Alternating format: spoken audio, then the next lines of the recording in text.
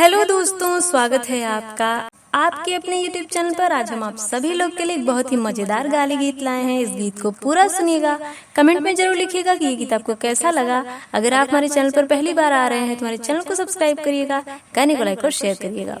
गांठ के खुलाई समधी मांगे समधिनिया हो, गांठ के खुलाई समधी मांगे समधिनिया हो। मड़वा में भीड़ भैले भारी, बड़ा रंगदार समधी ए हो।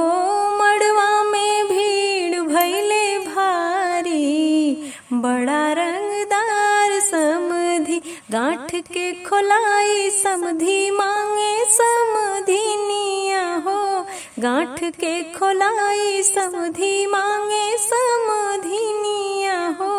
मड़वा में भीड़ भैले भारी, बड़ा रंगदार समधी ए जी। मड़वा में भीड़ भैले भारी, बड़ा रंगदार समधी।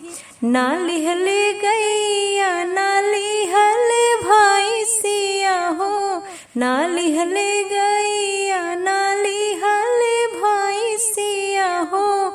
ना लिहले बैल औरी पाड़ी, बड़ा रंगदार समधी ए जी। ना लिहले बैल औरी पाड़ी, बड़ा रंगदार समधी। खड़ी खड़ी मोछिया पे ताव दिले समधी हो, खड़े खड़े मोछिया पे ताव दिले समधी हो। ना चाही रेडियो घड़ी गाड़ी, बड़ा रंगदार समधी ए जी। ना चाही रेडियो घड़ी गाड़ी, बड़ा रंगदार समधी।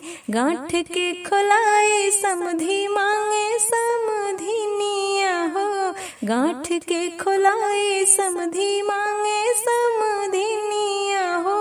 मड़वा में भीड़ भैले भारी, बड़ा रंगदार समधी ए जी। मड़वा में भीड़ भैले भारी, बड़ा